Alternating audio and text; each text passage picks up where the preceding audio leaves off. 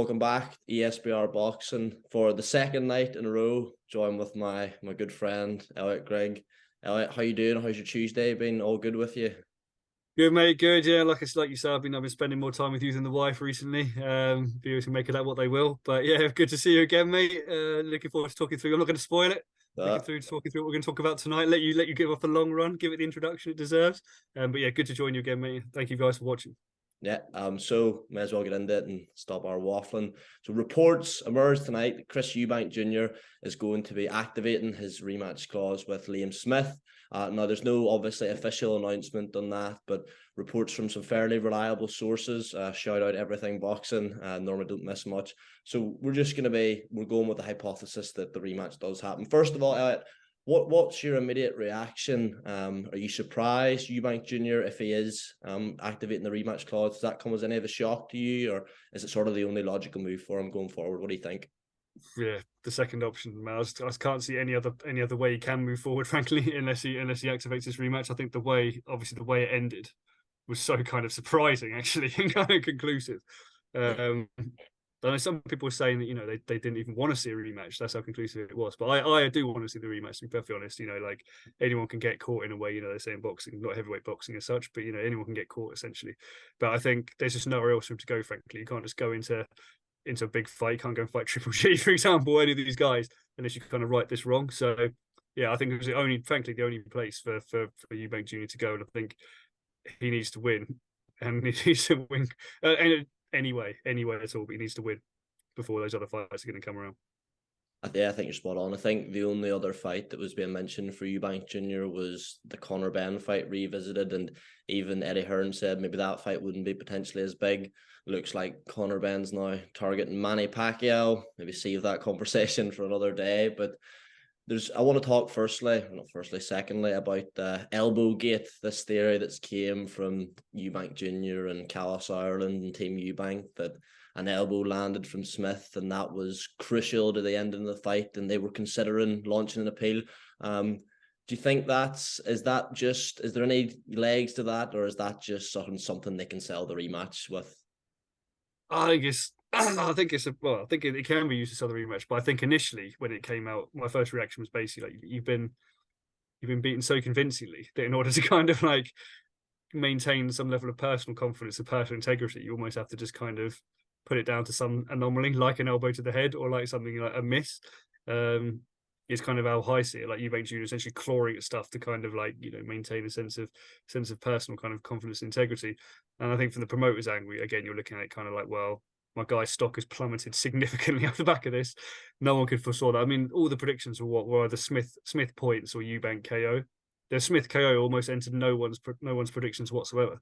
So it was just like, yeah, the way it ended, how early it ended. I think you've seen that Eubank stock drive to such a point where you go, well, we'll have to claw at something. I don't see anything really serious in it from an actual like an appeal perspective. But yeah, I think it was more just kind of desperation and kind of a way of kind of maintaining value in the short term. That's so interesting. You talk about like keeping that perception in your own head, because that's something people talk about fighters all the time, is like the mental gymnastics they're able to perform to justify why they've lost a fight, as opposed to just admitting I was beaten by the better man. And if you watch like the post-fight interview, Eubank's about to say I was beaten by the better man, but like stops himself and like still respectful to Smith, but goes into this like preamble about X, Y, and Z, but stops himself short of that. And it's just interesting you mentioned that.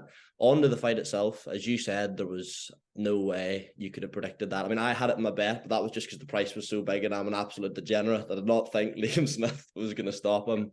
But it wasn't the method was obviously surprising, but it was still like Eubank Jr. was the favourite as well. So even Smith winning was a surprise to a lot of people. And I think Smith would probably go into the rematch a fairly significant favourite.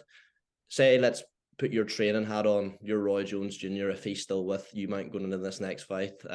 What is there anything Eubank Jr. can do differently to change the result and even give Smith a longer fight?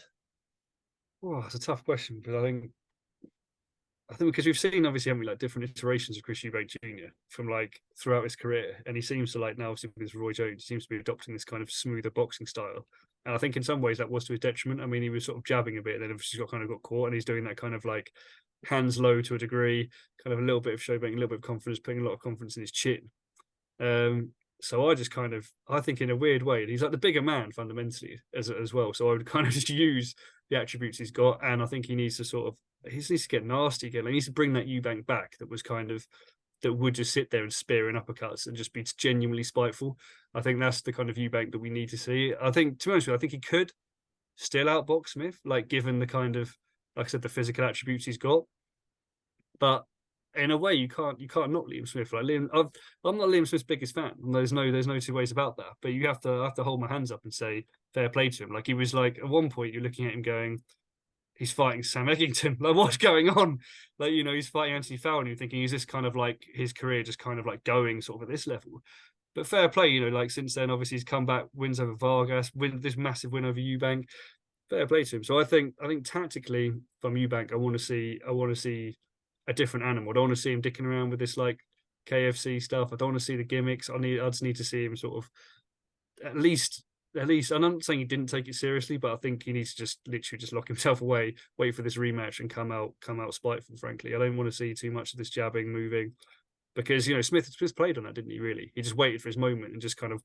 That was what's so surprising. Just kind of came forward and just let him have it, and that was what was surprising to me, that Eubank didn't seem to have enough at that point to repel him backwards. So I think he needs to work on that basically. Yeah, personally, I've never been convinced by this transformation of Eubank Jr. Like the Liam Williams fight, that's the best name he's beat since adopting the new style under Roy Jones, and like I think it was a good performance from him, certainly for the first 6 rounds, but I think a large part of that comes down to how much Liam Williams has left. I mean, don't want to go into it too detail, but he was getting like hurt and floored by jabs. And Liam Smith like is one of the best pressure fighters in the country. And as I say, I was never convinced that style, certainly for against the fighter as good as Liam Smith, would work for Eubank. But we've not seen the Eubank you speak of against like Abraham, DeGale, even sort of unsuccessfully against Groves and Eubank in so long. I think there's a question whether he can still fall back in that, to be honest. I mean, the chin was one of his biggest sort of assets that was always spoken about. That failed him. We've not seen that work rate for such a long time. That was probably those were his 2 biggest things really when he was, going through people, albeit at a lower level. So I think there's question marks there. Just the last sort of point I want to talk to you about, because I don't want to keep it watching too long, is the sort of weight. That was another conversation. Weight as in WEIGHT, not wait for the rematch. The weight. There was people who there's 2 schools of thought that Eubank struggles to make middle now, and the effect that cutting down, albeit he didn't make it the full way to 157, but 159, I think he cut down to for the fight that Conor Benn, that obviously didn't happen. I don't think there's any chance you'll see this fight at any other weight than 160. I think it would be borderline criminal if they tried to force Eubank to cut down any lower. And Smith's obviously the A side now, so he's not going to come up. Do you read much into the discussions over the weight, or do you think like that could actually be a factor in why Eubank's maybe punch resistance was gone?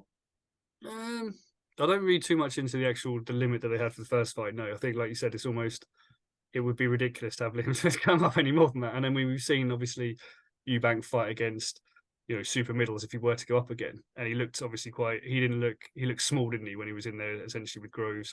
So yeah, I kind of feel like I feel like a middleweight is a fair weight, definitely a fair weight for this fight, and one that Eubank should make. I think the only way I would kind of be I'm not saying there's a weight issue, but the only thing that I suppose I can think about in the back of my mind would be whether trying to attempt that Conor Benn weight cut has essentially taken something out of him.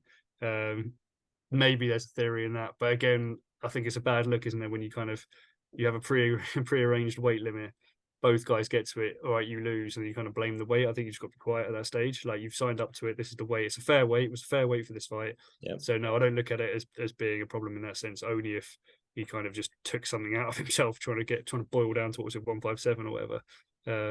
But yeah, I wouldn't want to see it. I don't think you can see it any higher than, you can't see it any lower, so it has to be 160 unless you do a catch weight. But yeah, I think 160 is fair. Yeah, I would agree with what you said there. I think if anything would have been a contributing factor, and again, like, we're obviously completely unqualified to speak on the potential health aspects of 2 weight cuts in the space of a few months, but like I was at fight week for that, and Eubank Jr. is not big. Like, I've obviously a retired George Groves, but like Lerone Richards, I seen him at a show once, and like he's massive. He is massive, and he's a super middleweight, and like Eubank Jr.'s just not that big a fella. And I think if he was to move up in weight, he would be, as he already has, hasn't he? And he's been undersized, so it's interesting.